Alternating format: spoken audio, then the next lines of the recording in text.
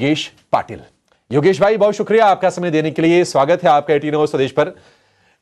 Yogesh sir, स्थितियां लगातार हम देखने की चैलेंजिंग बनी हुई हैं। राहत के कोई खास संकेत आ नहीं रहे हैं। कच्चा तेल फिर से हम देख रहे हैं कि $100 के ऊपर निकल गया है और एक रफ एस्टिमेट ये कहता है कि अगर क्रूड के प्राइसेस में $10 का उछाल आता है तो उसका भारत के जीडीपी ग्रोथ पर आधे % का इंपैक्ट आता है। तो $70 वाला कच्चा तेल $100 का तो हो गया है सर। हम तो $120 देख रहे थे, थोड़ी नरमी आई है। लेकिन क्या आपको लगता है कि अब ये मैक्रोज भी भारत के डिस्टर्ब होंगे और बाजार में चुनौतियां या फिर अस्थिरता का माहौल आगे हम अभी और बढ़ते हुए देखेंगे?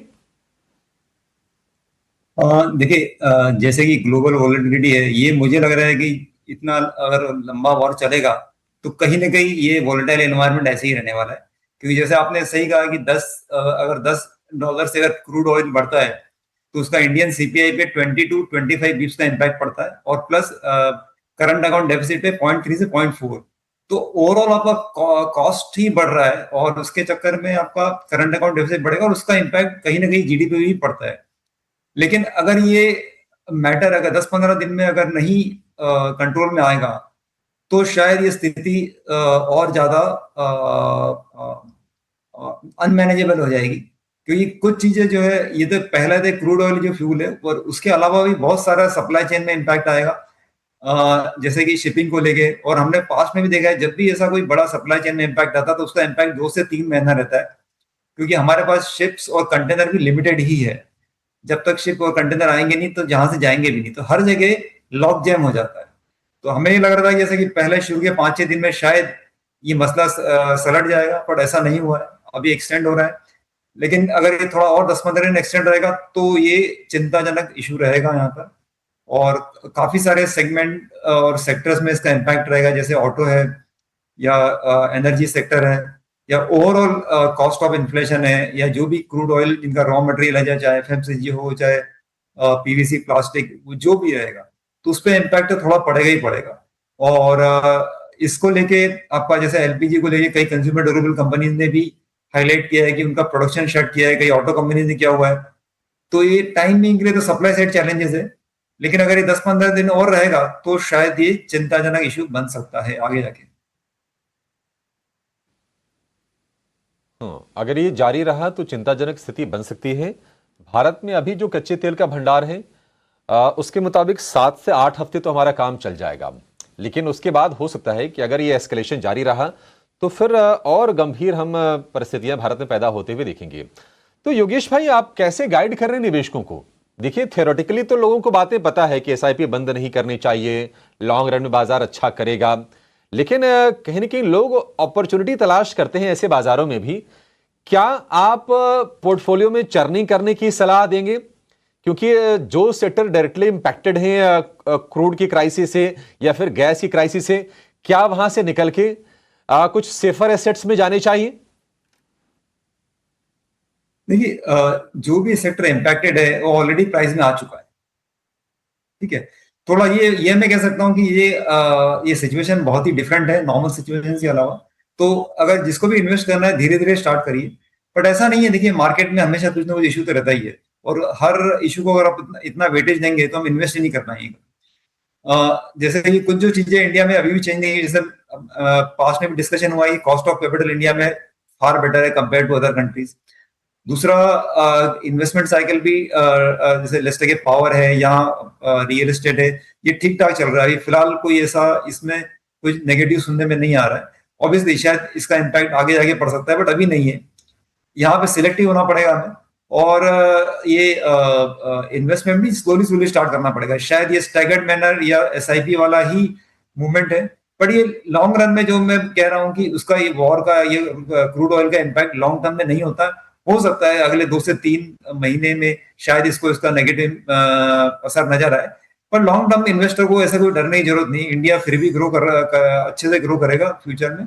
और कई जो सेक्टर है, जैसे पास में डिफेंस है, ईएमएस है, डेटा सेंटर है, कैपिटल गुड्स है, ये आज भी ग्रो कर रहा है। क्योंकि एनर्जी सिक्योरिटी को लेके इंडिया या कोई भी कंट्री पावर में ही अपना इन्वेस्टमेंट धीरे धीरे बढ़ाना चालू कर चुका है और बढ़ाएंगे अभी।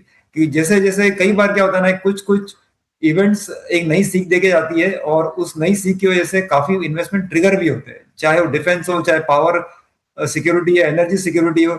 ये शायद 10-15 दिन या 20-25 दिन शायद इम्पैक्टफुल या पेनफुल रह सकते हैं हमारे लिए, किसी भी कंट्री के लिए, लेकिन उसके बाद गवर्नमेंट काफी सारे डिसीजन लेती है जिससे ये सारी प्रॉब्लम आगे 10 साल तक ना आए। तो इन्वेस्टमेंट साइकिल तो ट्रिगर होगा, हो सकता है कि धीरे धीरे हो, लेकिन यहाँ से स्ट्रक्चरली जैसे पावर में इन्वेस्टमेंट है, जैसे रूरल, ये renewable, transmission, distribution, data centre, EMS, speciality chemical, pharma sector, यहाँ तो कंटिन्यू है। पर हो सकता है शॉर्ट टर्म हेडविंड्स है जो एक्चुअली इस वॉर के चलते में इतने फेवरेबल ना रहे, पर लॉन्ग टर्म में तो चलेंगे चलेंगे, क्योंकि एक बात तो पक्की है कि युद्ध में नुकसान तो सभी का होता है, ऐसा कोई नहीं बच सकता। और जब सभी का नुकसान होता है तो उसमें इन्वेस्टर भी होते हैं और फिजिकल जनता भी होती है। तो इसके लिए हमें 10-15 दिन थोड़ी सावधानी बरतनी पड़ेगी कि ये कितना लंबा और चल सकता है। बट ठीक है, मतलब ये इशू ज्यादा लंबा चलता नजर नहीं आएगा मुझे लग रहा है, बट 2 से 3 महीने में जो भी इम्पैक्ट रहेगा इसमें आ जाएगा, लेकिन काफी हद तक वो प्राइस में आ भी चुका है। अगर आप देखेंगे कुछ चीजें का इम्पैक्ट अगर ये वॉर से रिलेटेड है तो उसका इम्पैक्ट ऑलरेडी प्राइस में आ चुका है, किसी भी इवेंट का जो इम्पैक्ट है उसके वैल्यूएशन पे आ चुका हुआ है। लेकिन कुछ जैसे मैंने बताया जो स्ट्रक्चरल ग्रोथ सेगमेंट्स है जो कंटिन्यूस ग्रो कर रहा है, और वो आगे करते रहेंगे। मैन्युफैक्चरिंग एक बड़ा थीम है जो इंडिया में पिकअप तेजी से करता जा रहा है, कि हमारे में कॉस्ट ऑफ कैपिटल काफी बेहतर है दूसरे कंट्रीज के मुकाबले, डेमोग्राफिक पॉपुलेशन काफी बेहतर है। तो ये सब जो है लॉन्ग रन को सपोर्ट करती है। और एक कुछ जो शॉर्ट टर्म चैलेंजेस है ये हमेशा कुछ ना कुछ आएंगे, पर ये हमेशा 1-1.5 महीने का इनका मेमोरी होता है, उसके चले जाएंगे। अच्छा योगेश भाई, देखिए क्या होता है कि अब सारी के सारी कंपनियां 3 महीने बाद अपने नतीजे जारी कर देती हैं, तो बहुत सारे लोग तो उस हिसाब से भी अपनी प्लानिंग करके रखते हैं बाजार में, क्वार्टर ऑन क्वार्टर बेसिस पर। अब ये लगभग ये 15-20 दिन का डिस्रप्शन हो गया। मान लीजिए कि युद्ध 10 दिन बाद 15 दिन बाद खत्म हो जाए, लेकिन डिस्रप्शन बहुत सारी इंडस्ट्री में आई है, तो इसका रिफ्लेक्शन भी हम देखेंगे जो Q4 के नतीजे आएंगे। अब Q4 के नतीजे रफली यहां से 1 महीने की दूरी पर रह गए हैं। तो आपको लगता है कि अगर यह युद्ध खत्म भी हो जाता है तो बाजार की चिंताएं अभी ऐसी तुरंत खत्म नहीं होने वाली है। इंडेक्स लेवल पर शायद हम हो सकता है कि जो लेवल हमने लूज किए हैं वो अचीव कर लें, लेकिन फिर वो फाइनेंशियल्स जब वो रिलीज करेंगी कंपनीज तो बाजार में उसका एक डर रहेगा और उसका इंपैक्ट देखने को मिलेगा। आप कैसे इसको एसेस कर रहे हैं सर? देखिए ये बात बिल्कुल सही है कि Q4 के नतीजे कई कंपनीज के जो एस्टिमेटेड थे उससे शायद नीचे ही आएंगे, मतलब बिलो आएंगे। तो उसका मैं और उसमें ये भी हो सकता है कि मार्केट उसको बहुत ज्यादा नेगेटिव लेके चल रहा हो, ऐसा भी हो सकता है कि कई बार मार्केट का वो रिएक्शन हमेशा बहुत ज्यादा होता है कंपेयर टू जितना होना चाहिए, because market has a tendency to overreact always for every situation, positive और नेगेटिव। तो इसका इम्पैक्ट भी रहेगा। बट देखिए काफी चीजें जो इम्पैक्टफुल थी वो प्राइस में आ चुकी है।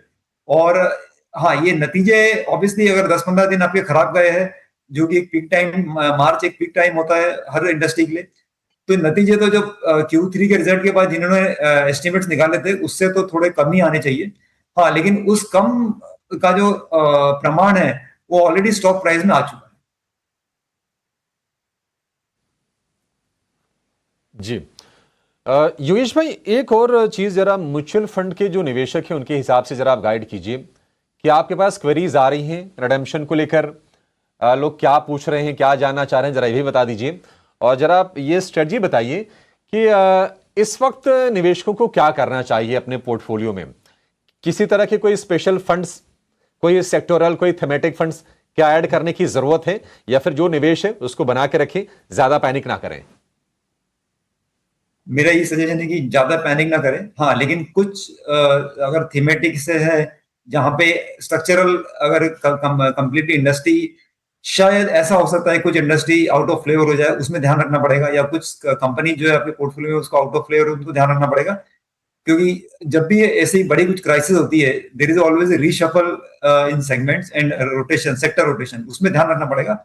बट मुझे लगता है मोर और लेस कहीं ना कहीं इवेंट्स आते हैं, पर ये इवेंट हमेशा 2 से 3 महीने में, हमेशा हिस्टोरिकली देखा है हमने, इन इवेंट का जो इम्पैक्ट होता है 2 से 3 महीने का होता है। उसके बाद लॉन्ग टर्म इन्वेस्टर को ऐसा खास डरने की जरूरत नहीं है। क्योंकि इक्विटी मार्केट में हमेशा कुछ ना कुछ, या दुनिया में हमेशा कुछ ना कुछ चलता रहता है, और उसका इम्पैक्ट, शॉर्ट टर्म इम्पैक्ट हमेशा इक्विटी मार्केट में रहता है। हमने पास्ट में भी कई लड़ाइयां देखी है जहां पे इनिशियली 1-2 महीने में इम्पैक्ट आता है, पर उसके बाद अगर आप देखेंगे उस लड़ाई के बाद 1 साल में मार्केट हमेशा कहीं ना कहीं उससे बेहतर ही होता है। कभी भी आप दुनिया में किसी भी लड़ाई देख लीजिए या कोई भी इवेंट, नेगेटिव इवेंट देख लीजिए, उसके बाद उस दिन से तो मार्केट हमेशा ऊपर ही रहता है 1-2 साल। तो जो थोड़ा सा लंबी अवधि के लिए अगर आप सोचेंगे तो फिर मुझे नहीं लगता इतनी कोई प्रॉब्लम है। हाँ, शॉर्ट टर्म में हो सकता है, क्योंकि ये दोनों देश के बीच में युद्ध कहाँ जाएगा, दोनों दोनों की पॉलिसीज है, दोनों का ईगो है, ये कहाँ पे रुकेंगे कहना मुश्किल है, और इसका इम्पैक्ट ऑब्वियसली इंडिया को विजिबल अभी दिख ही रहा है। लेकिन ऐसा नहीं है कि बिजनेस परमानेंट खत्म हो जाएंगे, चाहे ऑटो में आज इशू आ रहा है, या फिर ऑयल एंड गैस में इशू आ रहा है, या क्यूएसआर में इशू आ रहा है, तो इसका मतलब ये नहीं बिजनेस खत्म हो रहा है। देखिए, ये एक 15 से 20 दिन का डिस्ट्रप्शन होता है, उसके बाद ठीक है, उतना इतना आपका बिजनेस का इम्पैक्ट होता है, बट ठीक है, उतना अगर आप इंट्रिंसिक वैल्यू से उतना पोर्शन हटा देंगे तो वो बहुत, उससे ज्यादा तो स्टॉक प्राइस ऑलरेडी नीचे आ चुका है। तो मुझे लगता है कि जो इन्वेस्टर है उनको डरने की जरूरत नहीं है, और कंटिन्यूस अपना सिलेक्टिवली इन्वेस्टमेंट चालू रखे, एसआईपी के द्वारा या स्टैगर्ड में। बहुत ज्यादा लमसम इस अनसर्टेन एनवायरनमेंट में अवॉइड कर सकते हैं, अनलेस अगर आपको बहुत ज्यादा कन्विक्शन नहीं है। Completely agree with you sir. ये कोई स्ट्रक्चरल डैमेज नहीं, ये सिर्फ डिसरप्शन है। युद्ध खत्म होगा, फिर से चीजें सामान्य होंगी और अपनी रफ्तार पर चलती हुई दिखाई देंगी। योगेश सर, बहुत शुक्रिया, आज आपने समय निकाला, और हमारे जो दर्शक हैं, जो निवेशक हैं, जो म्यूचुअल फंड में जो पैसे लगाते हैं, उन सभी का आपने उत्साहवर्धन किया, इसके लिए भी आपका ढेर सारा शुक्रिया sir. Thank you so much आज हमें समय देने के लिए।